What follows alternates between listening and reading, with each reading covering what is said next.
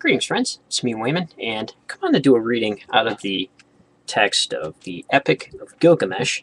And I love this piece of literature because it gives us a glimpse into the ancient Near East and their theological ideas. And here, Gilgamesh, before he goes on his trip to fight the Humbaba, him and Enkidu, he offers a sacrifice to Shamash, the sun deity. So here, I'm going to start reading on the Forest Journey. This is from English version with an introduction by N.K. Sandars. Gilgamesh took up a kid, white without spot, and a brown one with it. He held them against his breast, and he carried them into the presence of the sun. He took in his hand a silver scepter, and he said to glorious Shamash, "I am going to that country, O Shamash. I am going, my hands supplicate. So let it be well with my soul, and bring me back to the quay of Urk. Grant, I beseech, your protection, and let the omen be good."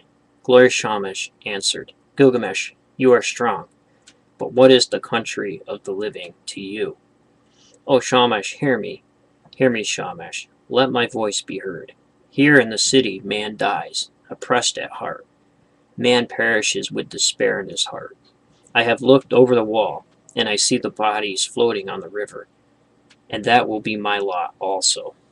Indeed, I know it is so, for whatever is tallest among men cannot reach the heavens, and what is greatest cannot encompass the earth. Therefore, I would enter that country, because I have not established my name stamped on brick, as my destiny decreed. So I will go to the country where the cedar is cut, and I will set up my name where the names of famous men are written. And where no man's name is written, I will raise a monument to the gods." The tears ran down his face, and he said, "Alas, it is a long journey that I must take to the land of the Humbaba." So here, the stamping of the brick shows up in Egyptian ideas too. When we went to see some of the temples, the writings of Ramses was chiseled deep into the rock.